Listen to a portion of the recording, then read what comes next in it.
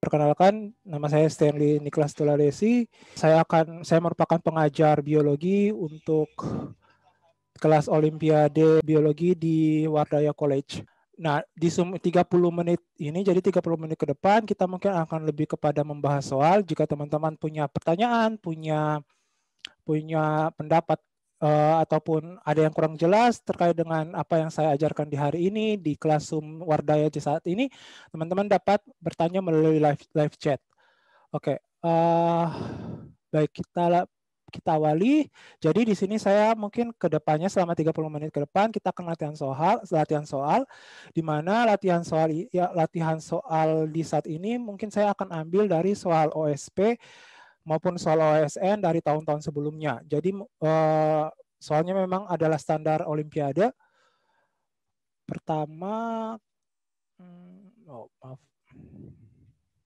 Oke. Jadi mungkin ya kedepannya untuk di pertemuan ini saya akan lebih banyak mengangkat atau mengambil tema terkait dengan fisiologi tumbuhan. Oke, tentang kalau di Olimpiade itu dia bagian apa? Bagian morfologi, anatomi, dan fisiologi tumbuhan. Tapi mungkin saya lebih ke fisiologi tumbuhannya. Oke. Oke.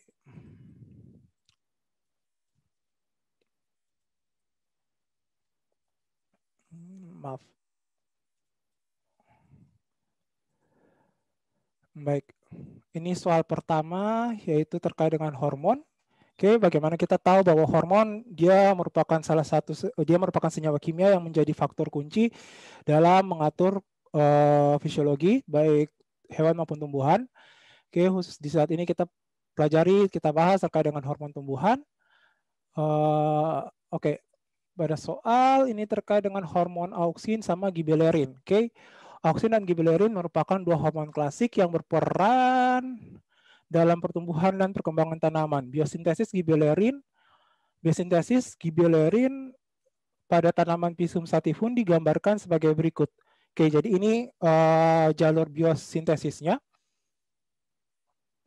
Sebenarnya ini ada senyawa, ini merupakan senyawa-senyawa antara di mana merupakan gibelerin yang belum aktif. Jadi gibelerin dalam kondisi aktifnya itu dia berupa gibelerin GA1. Oke. Percobaan selanjutnya dilakukan untuk mengetahui pengaruh auksin terhadap biosintesis gibelerin aktif pada tanaman, yaitu GA1. Jadi sebenarnya bagaimana gibelerin terbentuk, salah satu faktornya itu adalah kehadiran dari auksin, hormon auksin. Oke, tanaman Pisum sativum, apa ya, pisang ya? Tanaman Pisum sativum dibagi menjadi 3 kelompok perlakuan. Jadi bentar, tujuan dari penelitian ini untuk mengetahui pengaruh auksin, pengaruh auksin terhadap biosintesis gibelerin, GA1.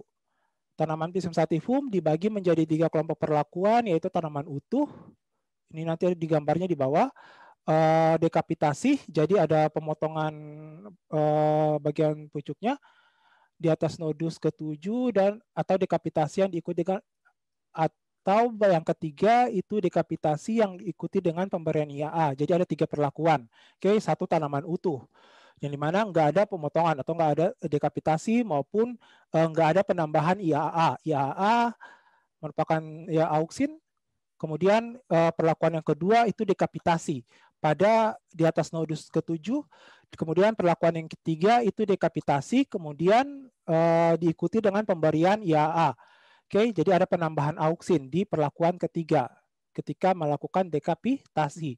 Nah, sementara GA20 ditambahkan pada daun ke-6 seperti yang ditunjukkan oleh anak panah. Nah, GA20 itu sebenarnya adalah gibelerin 20, GA20, di mana GA20-nya itu dia akan diubah menjadi gibelerin aktif, GA1. Di sini dikontrol oleh gen PSGA3OX1. Oke, jadi di sini ada 2 gen. Satu oksidase 3, enzim oksidase 3, di mana enzim itu merupakan hasil ekspresi dari gen PSGA3OX1. Oke, kemudian yang kedua gen PSGA2OX1 itu merupakan enzim yang hasil ekspresinya berupa enzim oksidase 2 di mana dia mengubah Ga20 menjadi Ga29. Nah, Ga29 ini dia bersifat tidak aktif. Oke. Jadi yang aktif itu cuma Ga21. Nah, di sini mereka tambahkan Ga20. Mereka tambahkan Ga20 di daun nomor 6 seperti yang ada pada gambar, ditambahkan pada daun ke-6 seperti yang ditunjukkan oleh anak panah. Pengaruh ketiga percobaan ini kemudian diamati dengan mengukur level gibberellin aktif Ga21, Ga29 dan GA8 pada tanaman. Kemudian mereka juga ukur level ekspresi dari gen PSGA3OX1 di mana gen itu yang bertanggung jawab dalam pengubahan Ga20 menjadi Ga1 dan gen PSGA2OX1 yang dimana bertanggung jawab dalam pengubahan Ga20 menjadi Ga29. Oke, mungkin teman-teman ini saya pembahasannya agak cukup panjang pada bagian awal, tapi kalau seandainya teman-teman ingin kerjakan soal-soal olimpiade, nggak usah analisis dulu di atas seribet, maksudnya sepanjang itu gitu, demi memanfaatkan waktu juga gitu. Oke, jadi kalau seandainya teman-teman analisis kayak gitu mungkin akan lebih banyak waktu yang dibutuhkan gitu kan. Tapi ini hanya karena saya ingin jelaskan terkait dengan nomor ini, jadi mungkin saya akan awali dengan penjelasan demikian. Oke, nah di sini teman-teman kita lihat pada yang A hasil penelitiannya. Jadi kalau seandainya tadi perlakuan yang pertama bahwa itu nggak ada dekapitasi dan juga nggak ada penambahan IAA. Oke, dimana kalau saya bilang ya perlakuan pertama itu kurang lebih sama dengan sebagai kelompok kontrol. Oke, dimana mereka tidak ada perlakuan sebenarnya, itu adalah tanaman utuh. Oke, dan nah di sini levelnya teman-teman bisa lihat GA8, GA29, GA21. Nah, di sini GA21 dia cukup tinggi ya, guys. Dia sekitar 0, berapa? 0,5 komaan gitu kan. Nah, selanjutnya perlakuan kedua saat dimana terjadinya dekapitasi. Nah, terjadinya dekapitasi ini kan dia potong bagian pucuknya. Teman-teman bisa lihat dia tidak ada bagian pucuknya. Nah, teman-teman kan ingat bahwa kalau bagian pucuk itu biasanya merupakan tempat sintesis dari hormon auksin. Iya kan? Dia merupakan tempat sintesis dari hormon auksin. Jadi auksin dia disintesis dari bagian pucuk, dari bagian meristem apikal, kemudian dia akan ditransfer ke seluruh bagian, dia akan ditransfer ke seluruh bagian bawah. Oke, dia disebarkan ke bagian bawah. Nah, di sini dia bagian meristemnya itu didekapitasi, dia dipotong. Berarti kan tidak ada lokasi yang dimana dia berarti tidak ada sumber dari hormon auksin.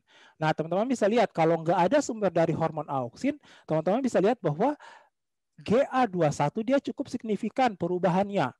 Oke, GA21 yang tadinya kalau dibandingkan sama kelompok kontrol yang tidak dikasih dekapitasi, di proses dekapitasi ternyata dia menurunkan dari level GA1, level gibberellin aktif.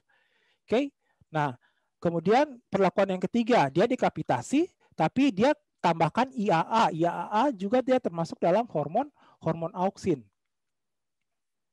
Oke, dia auksin. Nah, ternyata setelah penambahan IAA, teman-teman bisa lihat bahwa level GA21 dia naik. Oke, dia naik jika setelah dekapitasi kemudian ditambahkan IAA, nah level GA21-nya itu dia naik jika dibandingkan dekapitasi. Oke, jadi kalau dekapitasi memang GA1 dia turun, kemudian setelah dekapitasi kemudian ditambahkan dengan IAA, GA1 dia mengalami peningkatan. Nah, bisa jadi sebenarnya di sini dari yang bagian A saja kita bisa melihat bahwa sebenarnya auksin itu sendiri, hormon auksin dia berperan dalam pembentukan GA1. Oke, auksin dia berperan dalam pembentukan gibberellin aktif GA1. Nah, kita lihat di B. Di B hasil B, teman-teman bisa lihat ada yang intake atau kelompok yang tidak mengalami dekapitasi ataupun tidak mengalami penambahan IAA atau disebut juga sebagai tanaman utuh, dan saya anggap tadi sebagai kelompok kontrol tanaman utuh. Oke, nah, tanaman utuh kemudian yang mengalami dekapitasi, kemudian dekapitasi yang ditambahkan IAA. Nah, di sini mereka ukur level dari kedua gen itu, kedua gen yang di atas, kedua gen ini. Oke. Oke, saya mungkin bilang kedua gen ini daripada saya ucap cukup panjang ya. 3OX sama 2OX, oke. Nah, kalau yang gen 3OX, kalau tanaman, nah kan gen 3OX, gen 3OX ini dia yang bertanggung jawab dalam pengubahan GA20 menjadi GA1, sedangkan 2OX ini yang bertanggung jawab dalam pengubahan GA20 menjadi GA29. Nah, kalau seandainya yang kita lihat pertama untuk gen level ekspresi untuk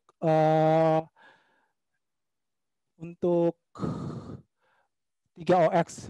Oke, gen PSGA 3OX1. Nah, gen 3OX, teman-teman bisa lihat bahwa pada dekapitasi dia tidak nampak, oke, tidak ada level ekspresi yang ditampilkan oleh gen ini. Oke, tidak ada ekspresi gen dari 3OX. Oke. Nah, sedangkan baik tanaman utuh maupun tanaman yang sudah mengalami dekapitasi maupun IAA, dekapitasi kemudian diberikan IAA, auksin, dia ada level ekspresi dari 3OX itu ada. Oke. Nah, kemudian kita lihat gen yang lainnya, 2OX yang bertanggung jawab dalam pengubahan G20 menjadi G29. Teman-teman bisa lihat bahwa ketika tidak adanya auksin, oke, jadi kalau dekapitasi ini, oke, kita bisa bilang bahwa ini kondisi yang memang tidak ada auksin. Oke, nah dekapitasi tidak ada auksin, dia malah level ekspresinya kita lihat ada.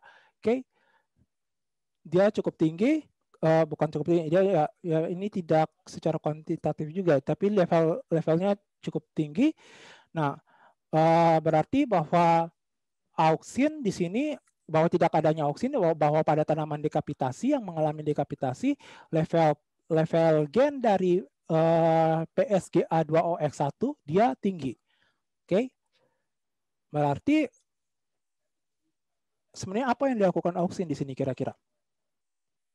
Auksin bahwa dia apa? Dia sebenarnya dia cenderung bekerja untuk dia cenderung diduga ya guys, diduga dari hasil penelitian ini bahwa auksin dia cenderung bekerja pada dua gen ini. Oke, di mana pada gen 3OX ini dia kemungkinan diduga meningkatkan level ekspresi dari PSGA 3OX1, sedangkan sebaliknya untuk gen PSGA 2OX1 auksin dia cukup menghambat. Oke, level ekspresinya. Nah, dibuktikan bahwa ketika tidak adanya auksin, PSGA2OX malah sangat diekspresikan. Oke. Nah, tentukan apakah kita lihat, kita masuk ke soal. Nah, yang A, auksin merupakan regulator negatif untuk biosintesis gibberellin. Oke, dia bilang regulator negatif berarti at least dia menghambat dalam biosintesis gibberellin untuk aktif. Oke. Nah, ini benar atau salah? Dia salah. Kenapa salah? Oke, kita lihat di hasil yang A sebenarnya itu bisa terlihat.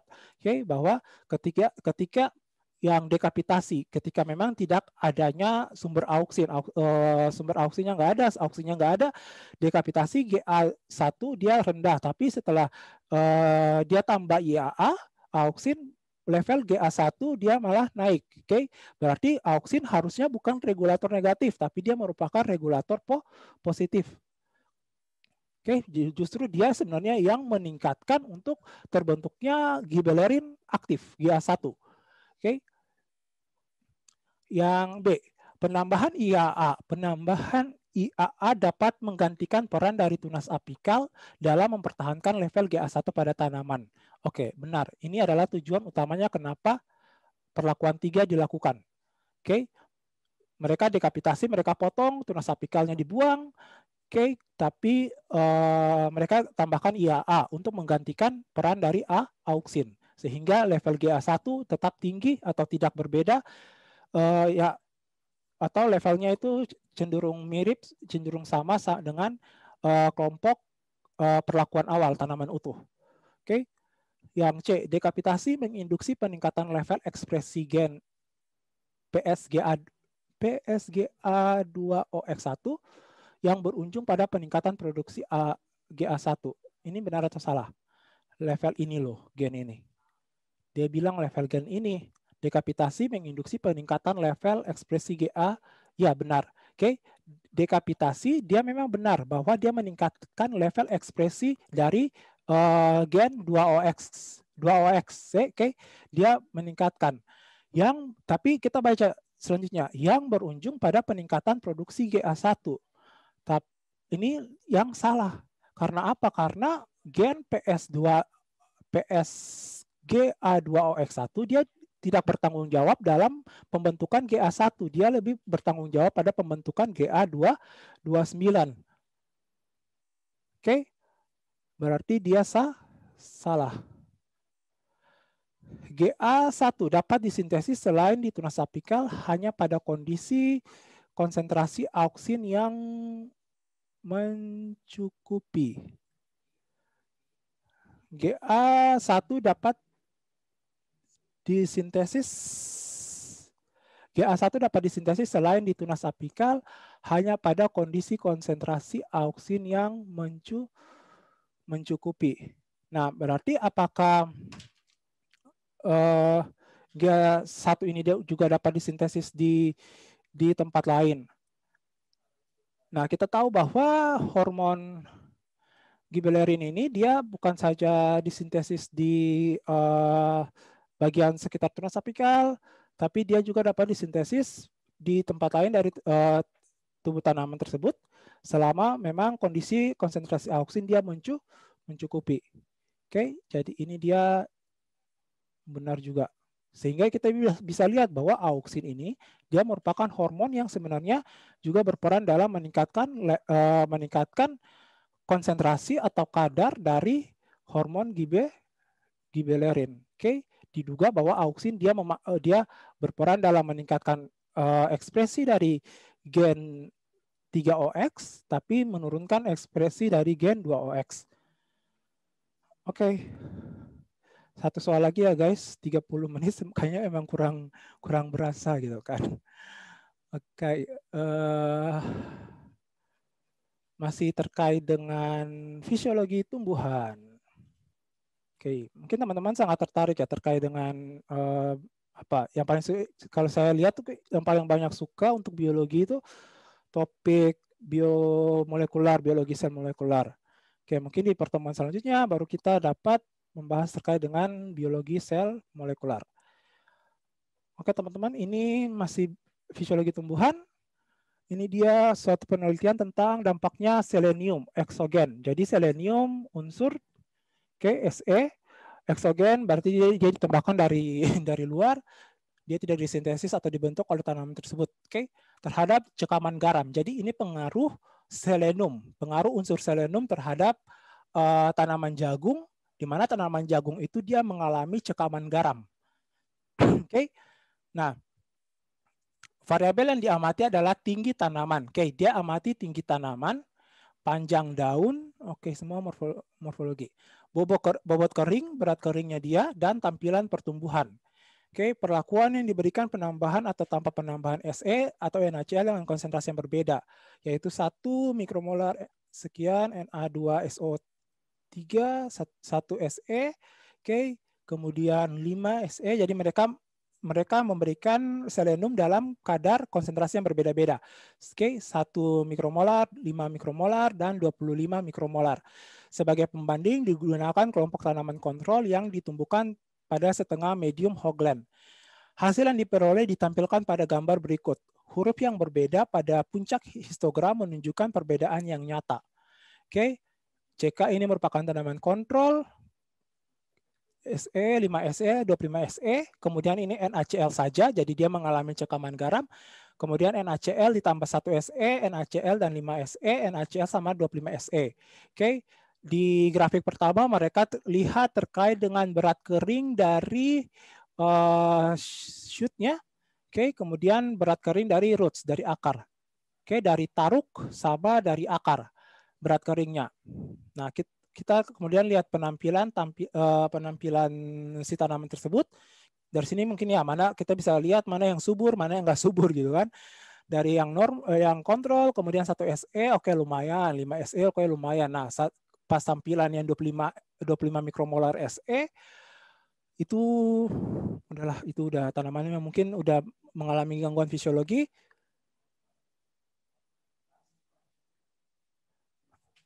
Yang mengalami gangguan fisiologi,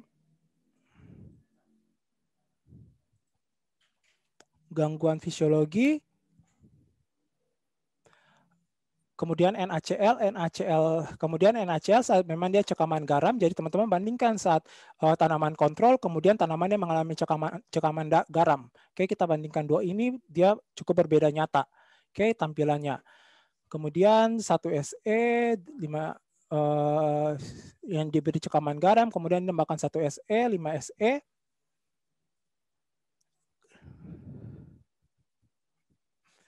Dan juga 25 SE. Oke.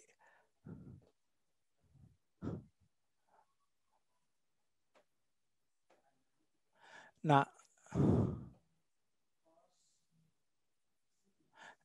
kita lihat opsi A.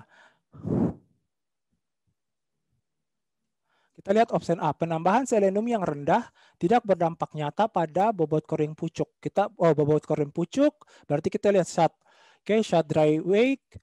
Di sini dia bilang bahwa penambahan selenium yang rendah, berarti yang satu dia cukup rendah, tidak berdampak nyata pada bobot kering pucuk tanaman jagung pada kondisi tanpa cekaman garam. Berarti kita bandingkan antara ketiga ini. Oke, kita bandingkan untuk A, kita bandingkan tanaman kontrol, kemudian tanaman yang diberikan SE sama 1 SE sama 5 SE, oke, dalam kondisi konsentrasi yang rendah, kita lihat di mana tanpa cekaman garam. Nah, teman-teman bisa lihat bahwa dia punya panjang grafik berbeda, oke, dia punya panjang grafik berbeda, tapi teman-teman lihat yang huruf di atas. Huruf yang berbeda pada puncak histogram menunjukkan perbedaannya nyata. Nah, huruf di atasnya itu cenderung sama. Oke. Nah, apa artinya? Berarti tidak adanya perbedaan yang nyata atau perbedaannya signifikan. Oke. Atau tidak berdampak nyata. Benar? Benar. Oke. Jadi teman-teman baca juga hasil dari statistiknya. Oke. Untuk yang B kita akan lanjutkan bentar lagi ya.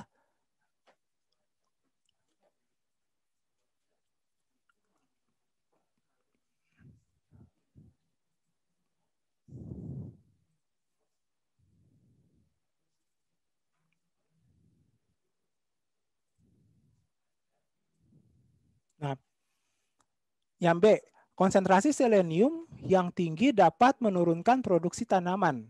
Kita lihat konsentrasi selenium yang tinggi berarti teman-teman lihat yang 25 SE. Oke, dia bilang produktivitas tanaman. Berarti produktivitas ini dia mengacu terhadap penambahan biomasa, penambahan bobot.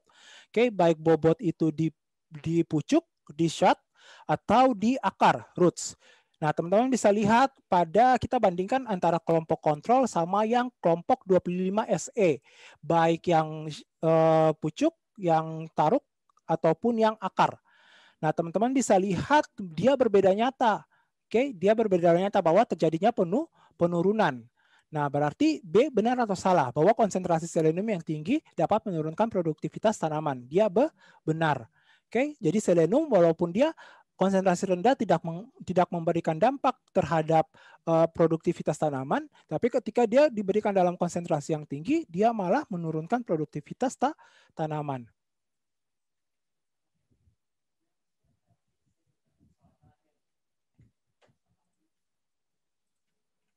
Oke, kita lanjut yang C.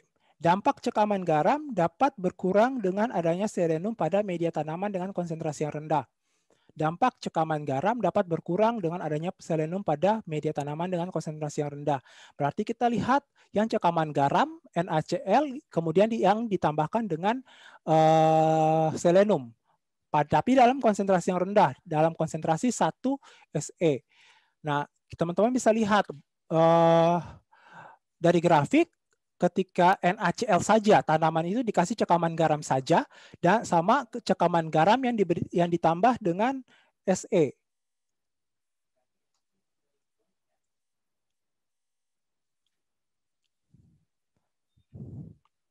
Oke, berarti NaCl sama Se. Nah, kita bisa lihat bahwa baik setelah dia tambahkan apalagi yang 1 Se saja, yang 1 Se dia malah juga mampu untuk meningkatkan, meningkatkan dry weight, meningkatkan berat kering dari pucuk, dari bagian pucuk. Dia berbeda nyata. Bagaimana dengan akar? Ya, dia cukup berbeda nyata ya. Setelah penambahan 1 Se dan pada tanaman yang terkena cekaman garam. Dampak cekaman garam dapat berkurang. Dia dampaknya berkurang. Artinya bahwa semakin baik. Dampak cekaman garam. Berarti ini juga benar. Kemudian yang D, selenium tidak diperlukan oleh tumbuhan karena merupakan logam berat yang berbahaya. Hayo, gimana? Selenium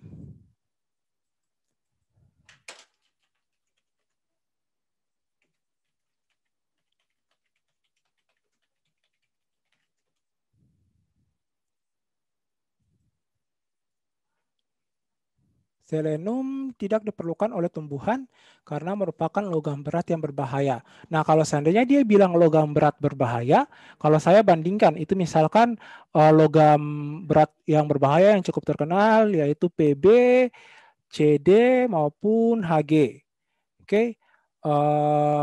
Timbal, kadmium maupun plumbum, yang dimana ketika logam ini dia merupakan logam berat yang berbahaya, yang dimana mereka walaupun dalam konsentrasi yang kecil, mereka sudah dapat menurunkan produktivitas tanaman. Mereka punya pengaruh yaitu menurunkan produktivitas tanaman. Nah, di sini kita bisa bandingkan sama selenium. Selenium dia pada konsentrasi yang kecil, konsentrasi yang sedikit, dia cenderung tidak berefek pada tanaman. Nah nanti barulah konsentrasi yang tinggi dia dapat berefek pada tanaman. Jadi bisa dilihat bahwa dia pernyataan yang D juga dia salah. Karena apa? Karena dia bukanlah logam berat yang berbahaya, walaupun sebenarnya pada konsentrasi yang tinggi, dia mampu untuk menurunkan produktivitas tanaman. Nanti bandingkan juga ada logam berat yang memang kayak model kayak Se juga, yang dimana sebenarnya konsentrasi yang sedikit dia tidak berpengaruh, tapi ketika dia konsentrasi yang tinggi dia berpengaruh. Itu misalkan Cr, kromium maupun Cu. Mereka termasuk juga logam berat Cr sama Cu, tapi sebenarnya mereka tidak berbahaya pada konsentrasi yang rendah. Mereka hanya berbahaya ketika mereka berada atau diakumulasi oleh tumbuhan dalam konsentrasi yang tinggi. Oke, teman-teman, mungkin 30 menit kita sudah cukup berakhir sampai di sini. Tetap semangat. Kami lagi mengadakan Indonesian Regional Competition, yang dimana lomba ini memperlombakan mata pelajaran matematika dan fisika, yang dimana ya IRC ini sebenarnya merupakan pemanasan teman-teman yang tertarik pada fisika maupun matematika untuk lebih mempersiapkan diri lagi untuk menghadapi KSK. Jadi kalau teman-teman tertarik,